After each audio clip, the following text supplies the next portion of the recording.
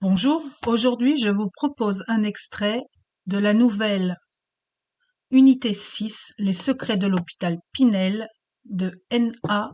Illigan. 21 heures. Je stoppe le moteur de ma 308 au son des dernières notes de The Price de Leprousse. La climatisation se coupe et je sens instantanément la chaleur suffocante envahir ma voiture. L'été ne nous épargne pas cette année. La température n'est pas descendue sous les 25 degrés depuis près de 10 jours. J'ai beau avoir pris ma douche il y a moins d'une heure, juste avant de partir pour le travail, et avoir enfilé mon short et mon t-shirt les plus légers, je transpire déjà. Je quitte vite ma voiture. J'enfile mon sac à dos, ferme la porte, sors une clope et l'allume. Il est 21 heures. Je prends mon service dans 35 minutes. J'aurai le temps de fumer 2, peut-être 3 cigarettes avant les transmissions. J'avance sur le parking, ouvre le petit portail dérobé qu'utilise le personnel et m'engouffre dans l'immense parc de l'hôpital psychiatrique. Ce qu'il y a de chiant avec la psychiatrie, c'est qu'elle se trimballe quantité de clichés. On imagine de vieilles bâtisses défraîchies, de grands couloirs glauques, des sous-sols sombres, des lits d'hôpitaux sur lesquels pendent des contentions de cuir usé. Alors que je longe le grillage qui sépare la vraie ville de ce petit village qu'est l'hôpital, je dois reconnaître que les clichés ne viennent pas de nulle part. La plupart des bâtiments ont été rénovés, l'asile est devenu l'hôpital et les services sont devenus des unités, toutes sur le même modèle. Néanmoins, au loin sur ma gauche, derrière une rangée d'arbres, j'aperçois les anciens bâtiments, aujourd'hui déserts, qui feraient le bonheur de tous les passionnés d'urbex et de paranormal. Ils sont imposants, taillés dans la pierre, et on aperçoit au travers de leurs vitres barrées les vestiges de chambres capitonnées. Je souris en repensant toutes les fois où j'ai eu le droit à des réactions stupéfaites quand je disais travailler à l'hôpital Pinel. La plupart des gens a ce léger mouvement de recul. Le regard se détourne et très vite la conversation dérive. Quand je vois ce vieux bâtiment sur lequel résonne le chant des corbeaux, je les comprends un peu. Les corbeaux, justement, il y en a partout. Ici, pas de pigeons, du corbac noir comme la nuit. Je les aime bien, moi, ces piafs. Ils sont malins et je les trouve beaux. Mais je dois avouer que lorsqu'ils chantent, dans la nuit et la brume les soirs d'hiver, ils ajoutent à l'ambiance quelque chose d'indicible. Je marche depuis 3 ou 4 minutes sur ma droite, je laisse passer le MAS, maison d'accueil spécialisée, d'où émanent comme chaque soir les cris d'un des résidents. Non, il ne s'agit pas d'expérimentations étranges que l'on fait sur les patients les plus démunis. C'est juste un vieux monsieur limité qui n'a que ce moyen-là pour s'exprimer. Une fois, nous avions été appelés en renfort à cause de lui. Il s'était levé, et comme ça faisait 10 ans qu'il ne l'avait pas fait, l'équipe avait paniqué et avait déclenché l'appel. C'était d'ailleurs une de nos blagues quand la MAS appelait pour du renfort. Ça y est, il y en a encore un qui s'est levé. C'était con, mais ça nous faisait toujours rire. Bordel qui fait chaud. Ma clope est finie, je la jette dans le caniveau. Ça y est, je vois mon unité au loin. De là où je suis, on dirait un bâtiment universitaire. Il n'a pas plus de 15 ans, il est rectangulaire, et les locaux entourent un patio central. La plupart des agents et des patients qui viennent pour la première fois s'y perdent. Ils ne savent jamais dans quel sens tourner pour retrouver leur chemin, alors souvent je leur réponds: vous auriez plus vite fait de repartir dans l'autre sens, mais de toute façon, si vous faites le tour, vous tomberez au bon endroit. Le bâtiment est surélevé. Je lève la tête et aperçois les 3 fenêtres des chambres d'isolement. La plus à gauche est occupée par monsieur Hilardi. Il est d'ailleurs à la fenêtre et me fait signe. Je lui rends son geste et lui adresse un sourire. Celle du milieu, c'est monsieur Hénard. Je ne l'aperçois pas. Il dort sûrement déjà. Le volet de la dernière chambre est fermé. Personne dedans. Ensuite, il y a le long couloir vitré qui mène à l'autre unité, la 7 celle-ci. Je passe sous ce couloir et monte l'escalier. Entre la clope et la chaleur, c'est un véritable effort, alors qu'il ne doit pas y avoir plus de 30 marches. Je longe mon service, tourne sur la gauche, sors ma clé et ouvre la double porte vitrée. Il y a une petite dame dans la cabine téléphonique. Elle est là depuis 4 jours, mais je n'arrive pas à retenir son nom. Elle est encore en train de dire à son fils que c'est un monstre parce qu'il l'a fait hospitaliser. Malheureusement, ou heureusement, je ne sais pas, elle semble avoir oublié qu'elle a été retrouvée en robe de chambre dans le jardin des voisins. Elle voulait vérifier si les lapins allaient bien. Sauf que des lapins, elle n'en a plus depuis 20 ans. Sur ma droite, j'entends des éclats de voix qui viennent de la salle télé. Ils rediffusent un classique, Le dîner de cons, je crois. Visiblement, le film fait l'unanimité. J'aime que le service respire la vie et la joie de vivre comme ce soir. Au loin, Monsieur Mgallet me fait signe. Il se dirige vers moi. J'aimerais aller saluer mes collègues, mais je sens qu'il veut me parler. Alors, je monte à sa hauteur. Je suis son infirmier référent. Il est là depuis plus longtemps que moi dans le service. C'est un homme intelligent. Il a plusieurs diplômes de grandes écoles et a occupé des postes à responsabilité. La maladie l'a rattrapé et depuis 2 ans, il est ici. Toutes les molécules ont été essayées, sans succès. Alors on a fini par faire ce qu'on appelle une fenêtre thérapeutique. On a stoppé tous les traitements pour voir la symptomatologie brute. Honnêtement, il n'y a aucun changement, si ce n'est qu'il ne bave plus. Il porte le pyjama bleu de l'hôpital, couvert de taches en tout genre, alors que mes collègues de jour lui ont sûrement demandé de le changer toute la journée. Il a le regard fixe, presque habité. Souvent, il fait peur aux étudiants les premières fois. Je les rassure toujours. Monsieur Mgallet est quelqu'un d'affable et de cordial. Il me tend une feuille avec un sourire crispé, digne des meilleures performances de Jack Nicholson.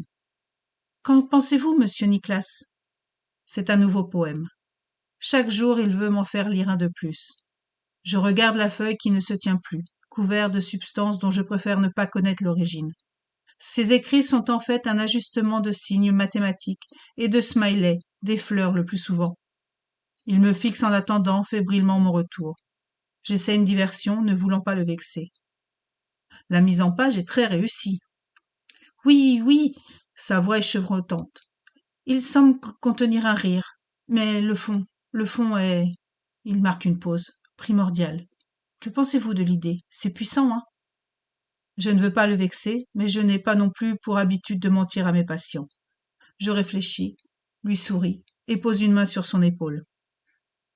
Je pense que je ne suis pas en mesure de comprendre ce que vous avez voulu exprimer, monsieur Mgallet, mais je suis ravi que vous continuiez à écrire. Il reprend sa feuille avec un certain mépris qui me fait sourire. Il a l'expression du philosophe qui ferait une conférence à des stars de télé-réalité. Je m'écarte et retourne vers le bureau infirmier.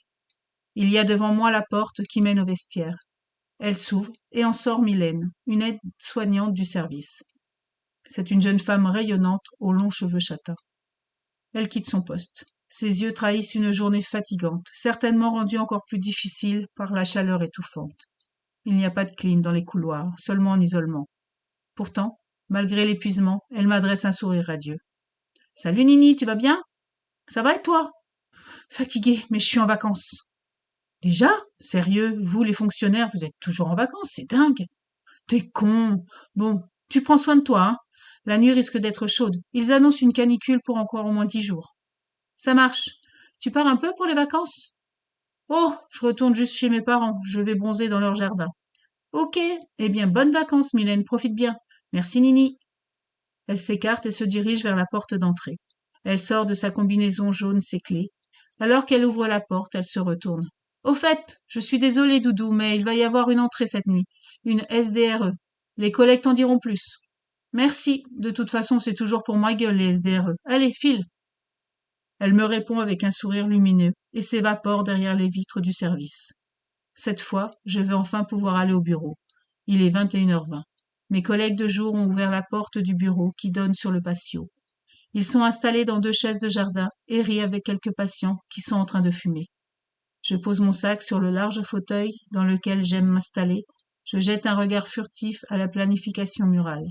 Pas de changement depuis hier, excepté l'étiquette réservée SDRE, soins psychiatriques à la demande du représentant de l'État, coincée sur l'emplacement de la chambre d'isolement vide. Les entrées, la nuit, surtout en ISO, ce n'est jamais très bon. Je chasse vide cette appréhension, sors une nouvelle Camel Shift de mon paquet et je rejoins mes collègues. J'allume la cope en saluant Mathieu et Sylvie d'un clin d'œil. La fumée de la mentholée me donne l'illusion de retrouver un peu la fraîcheur qui me manque tant à cet instant.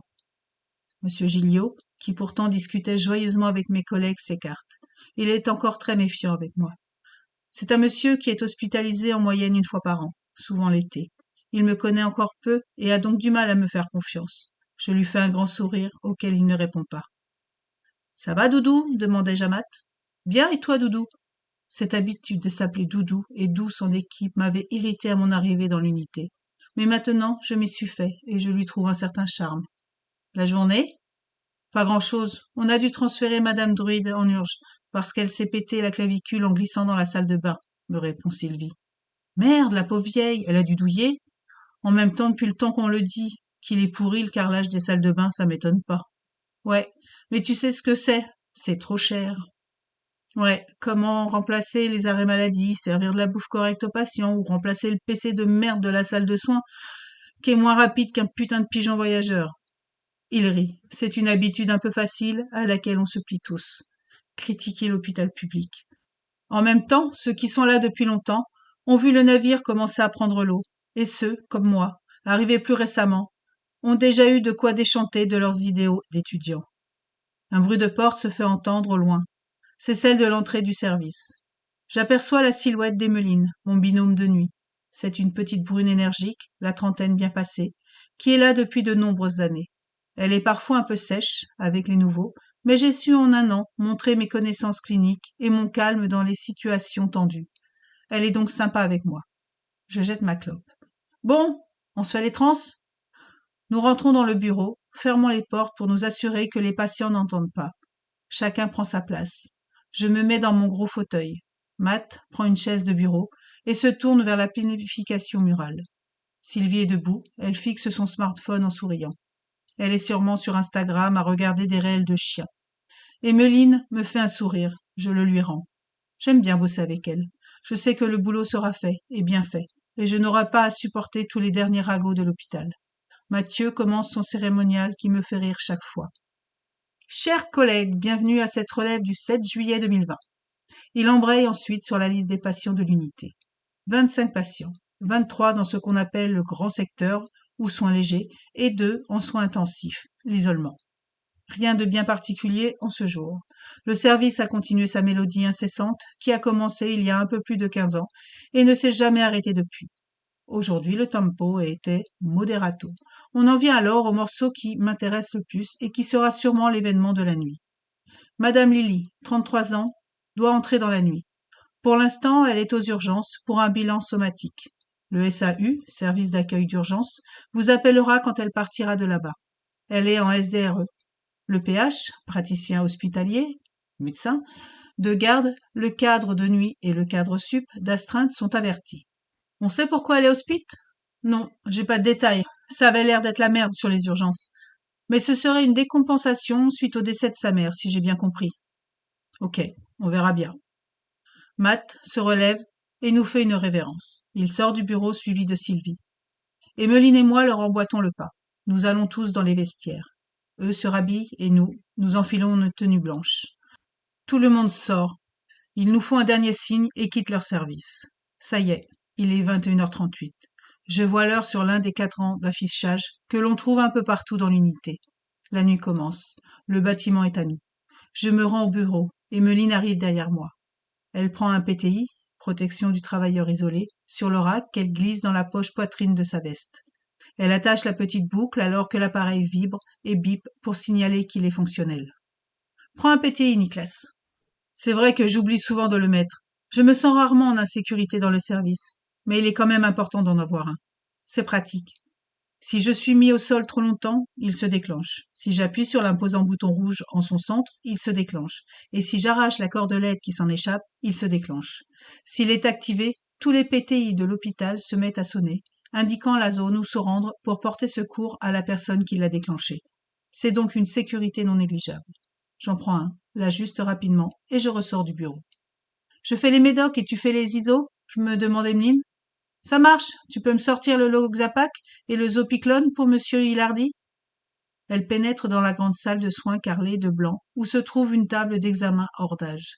Elle retire de l'armoire à pharmacie une fiole de Loxapac, en prélève 200 gouttes avec une pipette qu'elle met dans un gobelet. Elle me le tend avec un petit sachet contenant le somnifère. Merci, à tout à l'heure. Je quitte la salle de soins, prends sur la droite et vais jusqu'au fond du couloir. Là, À l'angle se trouve l'entrée vers le secteur de soins intensifs. Sur ma droite se prolonge le service. Je sors mes clés et ouvre l'épaisse porte. J'entre, renferme derrière moi et allume le couloir qui baignait juste avant dans la lueur des veilleuses. Voilà pour cet extrait, j'espère qu'il vous a plu. Si vous voulez savoir ce qui se passe à partir de l'arrivée de Madame Lily, n'hésitez pas à vous procurer Unité 6 de N.A. Illigan. Je vous souhaite une belle journée, je vous dis à très bientôt. Au revoir.